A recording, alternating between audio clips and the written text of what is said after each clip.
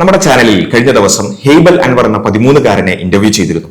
അമേരിക്കയിലെ George Mason യൂണിവേഴ്സിറ്റിയിലെ മെർക്കാറ്റസ് സെന്ററിൽ നിന്ന് ഫിസിക്സിലെ ഗവേഷണത്തിന് വേണ്ടി ഗ്രാന്റ് ലഭിച്ചു എന്ന നിലക്ക് മാധ്യമങ്ങളിൽ അധികം ചർച്ചയായ വാർത്തയായ ഒരുപാടധികം സമൂഹത്തിൽ ചർച്ചയായ ഒരു വ്യക്തി എന്ന നിലക്കാണ് കുട്ടിയെ നമ്മൾ ഇന്റർവ്യൂ ചെയ്യുന്നത്.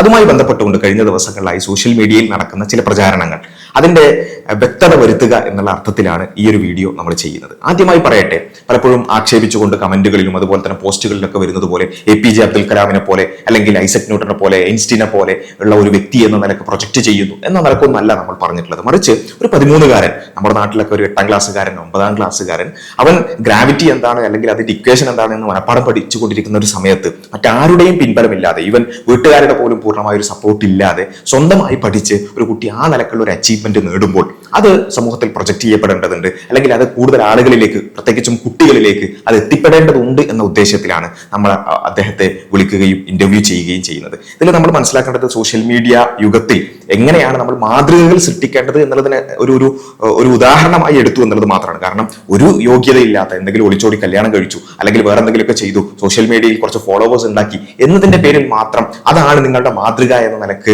പ്രൊജക്ട് ചെയ്യപ്പെടുന്ന ഒരു പുതിയ കാലഘട്ടത്തിൽ ഇതല്ല, മറിച്ച് ഇങ്ങനെയുള്ള മാതൃകകൾ നമ്മുടെ മുമ്പിലുണ്ട്, ഈ രൂപത്തിലുള്ള ഒരു വഴിയും നമ്മുടെ മുമ്പിലുണ്ട് എന്ന നിലക്ക് ആ ഒരു അപ്രിഷിയേഷൻ അല്ലെങ്കിൽ ആ ഒരു റെക്കഗ്നീഷൻ എന്നുള്ള നിലക്കാണ് ചാനലുകളാകട്ടെ അതുപോലെ തന്നെ സ്കൂളുകളാകട്ടെ ആ കുട്ടിയെ ക്ഷണിക്കുന്നത് എന്നാണ് ഞാൻ മനസ്സിലാക്കുന്നത്. അല്ലാതെ ആ കുട്ടി ഇപ്പോൾ തന്നെ ഐൻസ്റ്റീനായി അല്ലെങ്കിൽ ന്യൂട്ടനായി APJ അബ്ദുൽ കലാം ആയി എന്നത് നിലക്കല്ല. ഒരു കുട്ടി ഒരു എക്സ്ട്രാ ഓർഡിനറി ആയിട്ടുള്ള ഒരു അച്ചീവ്മെന്റ് നേടുമ്പോൾ അതിനൊരു റെക്കഗ്നീഷൻ കൊടുക്കുക എന്നുള്ളത് മാത്രമാണ് അതുകൊണ്ട് ഉദ്ദേശിക്കുന്നത്. അതിനെ ആരെങ്കിലും പർവ്വതീകരിച്ചുകൊണ്ട് അതിനപ്പുറത്തേക്കുള്ള പല തലത്തിലേക്കും കൊണ്ടുപോയിട്ടുണ്ടെങ്കിൽ അത് ഒഴിവാക്കേണ്ടതുമാണ് എന്നുള്ള കാര്യത്തിൽ യാതൊരു സംശയമില്ല. അപ്പൊ ഇവിടെ ഒരു വിഷയം വന്നത് എന്താ വെച്ചാൽ, നമ്മുടെ ഇന്റർവ്യൂവിൽ അതിൽ അദ്ദേഹം പൊതുവെ നമ്മൾ ന്യൂസിലും മറ്റു കാര്യങ്ങളിലൊക്കെ ഡിസ്കസ് ചെയ്യുന്നതിന് അപ്പുറത്തേക്കുള്ള കുറച്ച് കാര്യങ്ങൾ ഹെയ്ബൽ തന്നെ നമ്മളോട് പറഞ്ഞു.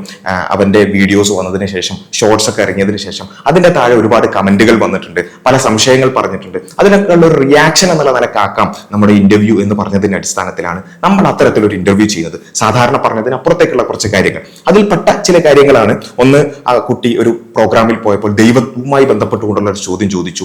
അതിന്റെ താഴെ വന്നിട്ടുള്ള കമന്റുകളും അതിനോടുള്ള പ്രതികരണങ്ങളും, അതുപോലെ തന്നെ അവൻ പറഞ്ഞ ഒരു ഐസുമായി ബന്ധപ്പെട്ടുകൊണ്ടുള്ള ഒരു ഉദാഹരണം, അതിനെ കൃത്യമായി മനസ്സിലാക്കാതെ പല ആളുകളും അതിനോട് പ്രതികരിച്ചുകൊണ്ട് കമന്റുകൾ ഇടുകയും ആക്ഷേപിക്കുകയൊക്കെ ചെയ്തു. അതിനോടുള്ള പ്രതികരണം എന്നുള്ള നിലക്കാണ് നമ്മുടെ ചാനലിൽ ആ ഒരു ഇന്റർവ്യൂ വന്നിട്ടുള്ളത്.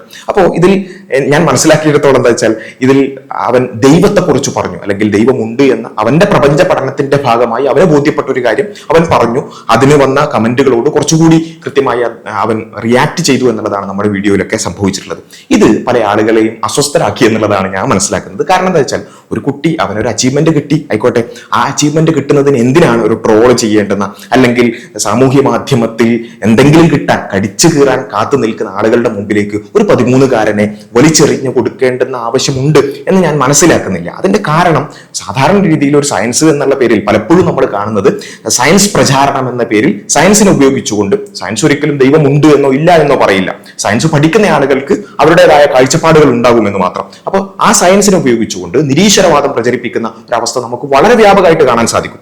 അവിടെയാണ് ഒരു കുട്ടി വളരെ കൃത്യമായി ഫിസിക്സ് പഠിച്ച് അതിന്റെ പരമാവധി അവൻ്റെതായ ഗവേഷണങ്ങളിലൂടെ മുന്നോട്ട് പോകുന്ന ഒരു കുട്ടി, അവന്റെ പ്രപഞ്ച പഠനത്തിന്റെ ഭാഗമായി അവന് ബോധ്യപ്പെട്ടത് ഇതിനൊക്കെ പിന്നിലൊരു സട്ടാവുണ്ട്, ഇത്രയും വ്യവസ്ഥയുണ്ടെങ്കിൽ ഇതിന് പിന്നിലൊരു വ്യവസ്ഥാപിതനുണ്ട് എന്ന ഒരു ബോധ്യമാണ് എനിക്ക് സയൻസ് പഠിക്കുമ്പോൾ ഉണ്ടായത് എന്ന് പറയുന്നതിന് ആ കുട്ടിയുടെ ഒരു ബോധ്യമായി അല്ലെങ്കിൽ അവന്റെ ഒരു കാഴ്ചപ്പാടായി മനസ്സിലാക്കുന്നതിന് പകരം അതിനെ വലിയ രൂപത്തിൽ ഒരു പ്രശ്നമാക്കി എടുത്തുകൊണ്ട് അങ്ങനെ പറഞ്ഞതുകൊണ്ട് തന്നെ ആ കുട്ടിയെ എങ്ങനെയെങ്കിലും ഒരു മോശക്കാരനാക്കണം എന്ന രീതിയിലേക്കടക്കം സോഷ്യൽ മീഡിയയിൽ പ്രചാരണം നടത്തുന്നത് വളരെ മോശമാണ് എന്നുള്ളതാണ് എനിക്ക് പറയാനുള്ളത്. അതിന്റെ കാരണമായി പലപ്പോഴും ഞാൻ മനസ്സിലാക്കിയിട്ടുള്ളത്, ഈ ജോർജ് മേസൺ യൂണിവേഴ്സിറ്റിയുടെ വെബ്സൈറ്റിൽ പോകുമ്പോൾ അല്ലെങ്കിൽ മെർക്കാറ്റസ് സെന്ററിന്റെ വെബ്സൈറ്റിൽ പോകുമ്പോൾ അവിടെ എന്ത് കാണുന്നില്ല, ഈ കുട്ടിയുടെ പേര് കാണുന്നില്ല. അതുകൊണ്ട് ഇതൊക്കെ ഫ്രോഡാണ്, ഇതൊക്കെ തട്ടിപ്പാണ് എന്ന് പറഞ്ഞുകൊണ്ടാണ്. ആയിക്കോട്ടെ, നമുക്ക് ഒരു കാര്യം ഉണ്ടോ എന്ന് അന്വേഷിക്കുക എന്നുള്ളത് വളരെ സ്വാഭാവികമാണ്.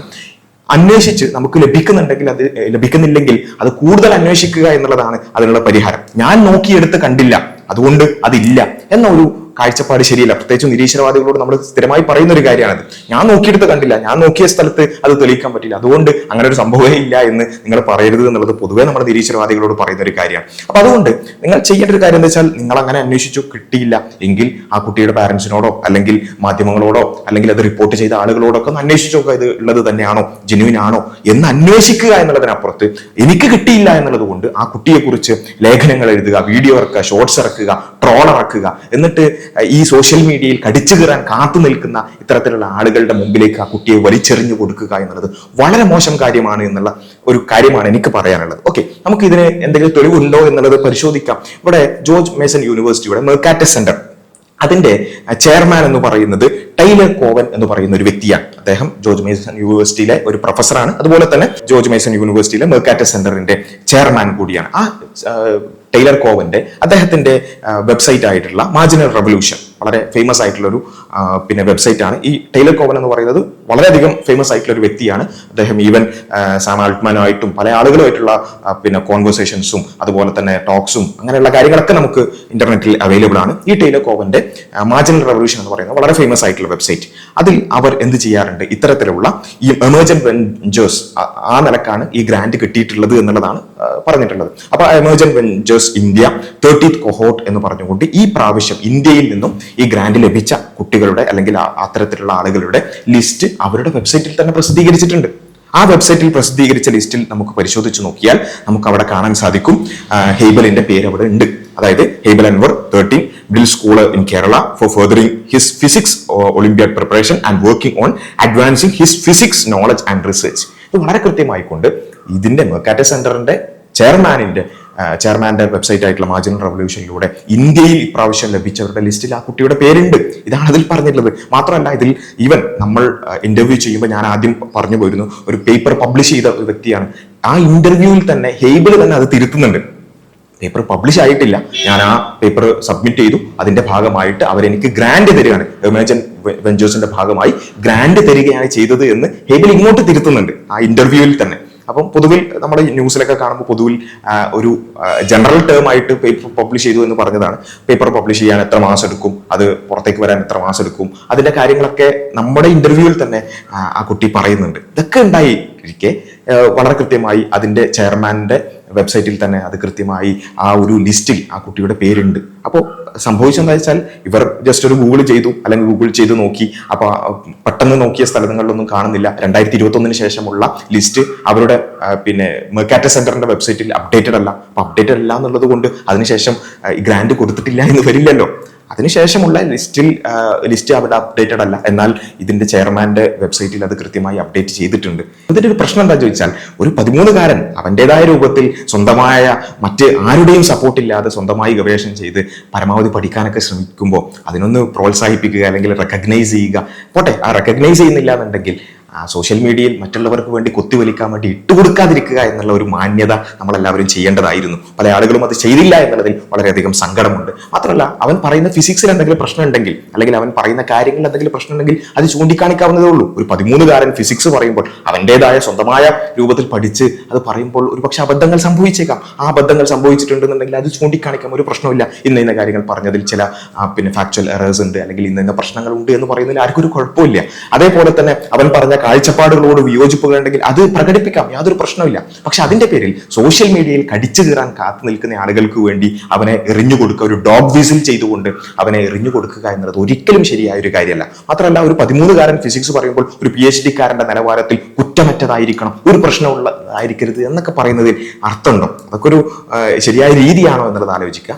അതുപോലെ തന്നെ ഞാൻ മനസ്സിലാക്കുന്നത് ഇത് ഇത്രമേൽ ഒരു കടിച്ചു കീറാനുള്ള ഒരു അവസ്ഥയിലേക്ക് എത്തിയത് അവൻ പറഞ്ഞ ദൈവവുമായി ബന്ധപ്പെട്ടുകൊണ്ടുള്ള ചില കാഴ്ചപ്പാടാണ്. ഇതൊക്കെ നമ്മൾ മനസ്സിലാക്കേണ്ടത്, സയൻസ് എന്ന് പറഞ്ഞാൽ പ്രപഞ്ച പഠനമാണ്. പ്രപഞ്ചം എങ്ങനെയാണ് വർക്ക് ചെയ്യുന്നത്, അതിൽ എന്തൊക്കെയാണുള്ളത്, അതിന്റെ വിശദാംശങ്ങളിലേക്ക് പോകുമ്പോൾ നമുക്ക് മനസ്സിലാവുന്നത് എന്തൊക്കെയാണ്. ഇതാണ് പ്രപഞ്ച പഠനം എന്ന് പറഞ്ഞാൽ. ആ പ്രപഞ്ചം പഠിക്കുമ്പോൾ ചില ആളുകൾക്ക്, ഇവിടെയുള്ള പല ആളുകളെയും പോലെ പ്രപഞ്ചം പഠിക്കുമ്പോൾ, പ്രപഞ്ചത്തെക്കുറിച്ച് പഠിക്കുമ്പോൾ ഈ പ്രപഞ്ചത്തിന് പിന്നിൽ ആരും ഇല്ല എന്നാണ് എനിക്ക് ബോധ്യപ്പെട്ടത്, അതുകൊണ്ട് ഞാൻ നിരീശ്വരവാദി ആവാണ് എന്ന് പറഞ്ഞുകൊണ്ട് സയൻസിന്റെ പേരിൽ നിരീശ്വരവാദം പറയുന്ന ആൾക്കാരുണ്ട്. അത് അവരുടെ ബോധ്യമാണ്, അവരങ്ങനെ പറയുന്ന ആളുകളുണ്ട്. ചെറിയ കുട്ടികളും പ്രൊഫസർമാരും ഒക്കെ അങ്ങനെ ചെയ്യുന്ന ആളുകളുണ്ട്. എന്നാൽ വേറെ ചില ആളുകൾക്ക് പ്രപഞ്ചത്തെക്കുറിച്ച് പഠിക്കുമ്പോൾ, അതിന്റെ കോംപ്ലക്സിറ്റിയെ കുറിച്ച് പഠിക്കുമ്പോൾ, അതുപോലെ തന്നെ അതിന്റെ വ്യവസ്ഥാപിതത്വത്തെക്കുറിച്ച് പഠിക്കുമ്പോൾ, ഇത്രയൊക്കെ കൃത്യമായിട്ട് ഈ പ്രപഞ്ചം ഉണ്ടെന്നുണ്ടെങ്കിൽ ഇത് തനിയെ ഉണ്ടാവാൻ സാധ്യതയില്ല.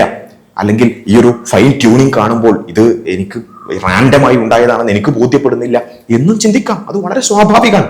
ആ ചിന്തയോട് നിങ്ങൾക്ക് വിയോജിക്കാം. പക്ഷെ അങ്ങനെ ഒരു ചിന്ത പറഞ്ഞു എന്നുള്ളതിന്റെ പേരിൽ, അങ്ങനെ ഒരു കാഴ്ചപ്പാട് പറഞ്ഞു എന്നുള്ളതിന്റെ പേരിൽ ആ വ്യക്തിയെ തന്നെ ക്യാൻസൽ ചെയ്യുക, ഡോഗ് വിസിൽ ചെയ്യുക, മറ്റുള്ളവർക്ക് വേണ്ടി കടിച്ചു കീറാൻ വേണ്ടി പിന്നെ വിട്ടുകൊടുക്കുക എന്ന് പറയുന്നത് ഒരിക്കലും ശരിയായ ഒരു കാര്യമില്ല. ഐൻസ്റ്റീനും ന്യൂട്ടണും പോലും പ്രപഞ്ചത്തെക്കുറിച്ച് പഠിച്ച് സയൻസ് പഠിച്ചിട്ട് അവർക്കൊക്കെ ഒരു സട്ടാവ് ഉണ്ട്, അല്ലെങ്കിൽ ദൈവം ഉണ്ട് എന്നാണ് ബോധ്യപ്പെട്ടത്. ഇബ്നു ഹൈത്തമിന് പോലും അങ്ങനെയാണ് ബോധ്യപ്പെട്ടുള്ളത്. അങ്ങനെയുള്ള ശാസ്ത്രജ്ഞന്മാർക്കൊക്കെ ബോധ്യപ്പെട്ട ഒരു കാര്യം തന്നെ കുട്ടി പറഞ്ഞിട്ടുള്ളൂ. സയൻസ് പഠിക്കുന്ന ഒരാൾക്കും ബോധ്യപ്പെടാത്ത പുതിയ എന്തോ ഒരു കാര്യം പറഞ്ഞോന്നല്ല. ഇവിടെ നമ്മുടെ ഇന്റർവ്യൂവിൽ ആ ദൈവവുമായി ബന്ധപ്പെട്ടുകൊണ്ടുള്ള കമന്റുകൾക്ക് അവർ മറുപടി പറഞ്ഞത്, ചില ആളുകളൊക്കെ പറഞ്ഞത് ഈ കുട്ടിയെ ഉപയോഗിച്ചു വേണോ ദൈവത്തെ തെളിയിക്കാൻ. അങ്ങനെയൊന്നുമല്ല. കുട്ടി പ്രപഞ്ചം പഠിച്ചപ്പോൾ അവന് ബോധ്യപ്പെട്ട കാര്യം അവന് പറഞ്ഞു. ഈ വേറെ ഏതെങ്കിലും കുട്ടികൾക്ക് സയൻസ് പഠിക്കുമ്പോൾ വേറെ എന്താണ് ബോധ്യപ്പെട്ടതെന്ന് അവർ പറഞ്ഞോട്ടെ. എന്തിനാണ് നമ്മൾ സയൻസ് പഠിക്കുമ്പോൾ ആളുകൾക്കൊന്നും തോന്നാൻ പാടില്ല, അല്ലെങ്കിൽ മറ്റു കാഴ്ചപ്പാടുകളൊന്നും അവർ പ്രകടിപ്പിക്കാൻ പാടില്ല എന്നൊക്കെ ചിന്തിക്കുന്നത് എന്തിനാണ്? ഈ കുട്ടി പറഞ്ഞു എന്നുള്ളതിന്റെ പേരിൽ ദൈവമുണ്ട്, ഇതൊരു തെളിവാകുന്നു എന്നൊന്നും ആരും പറഞ്ഞിട്ടില്ലല്ലോ. അവന്റെ കാഴ്ചപ്പാട് പറഞ്ഞു, അതിനോട് യോജിക്കാം.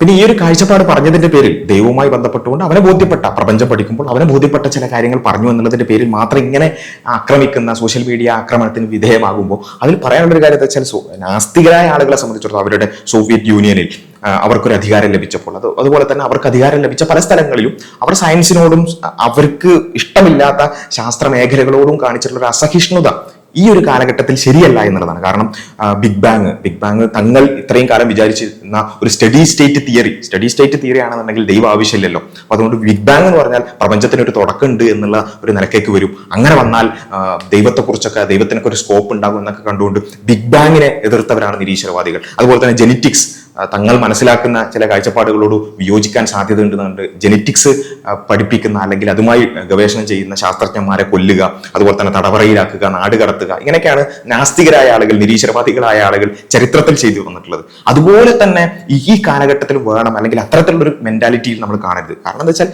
ശാസ്ത്രം എന്ന് പറഞ്ഞാൽ ഒരു കണ്ടിന്യൂസ് പ്രോസസ് ഓഫ് ലേണിംഗ്, നമ്മുടെ പ്രപഞ്ചത്തെക്കുറിച്ചുള്ള ഒരു പഠനമാണ്. ആ പഠനത്തിലൂടെ പല ആളുകൾക്കും പല ബോധ്യങ്ങൾ ഉണ്ടാകും.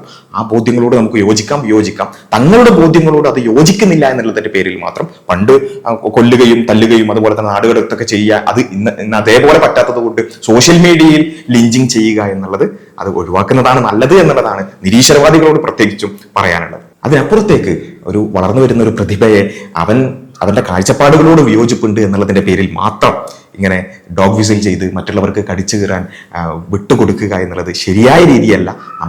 ഞാൻ അന്വേഷിച്ചെടുത്ത് കിട്ടിയില്ല എന്നുണ്ടെങ്കിൽ എൻ്റെ അന്വേഷണത്തിന്റെ പരിമിതി ആയിരിക്കാം, ഒരു പക്ഷേ അതിൽ എന്തെങ്കിലും പ്രശ്നങ്ങൾ ഉണ്ടായേക്കാം, കൂടുതൽ അന്വേഷിക്കട്ടെ, അതിൽ ഉറപ്പുവരുത്തിയതിനു ശേഷമാകാം അതിനുള്ള പ്രതികരണം എന്നൊക്കെ വിചാരിക്കുന്നതാണ് പക്വതയും മാന്യതയും എന്നുള്ളതാണ് ആ വിഷയത്തിൽ പറയാനുള്ളത്. ഇതാണ് ഈ ഒരു വിഷയത്തിൽ, ഇത് ഞങ്ങളുടെ ഒരു ടീമിന്റെ ഭാഗമോ ഒന്നുമല്ല, ഞങ്ങളൊരു ഗസ്റ്റായി കൊണ്ടുവന്ന ഒരു കുട്ടിയെക്കുറിച്ച് ഇത്തരത്തിലുള്ള വളരെ മോശമായ രൂപത്തിലുള്ള പ്രചാരണം കണ്ടപ്പോൾ ഒന്ന് പ്രതികരിച്ചു എന്ന് മാത്രം. അസ്സലാമു അലൈക്കും.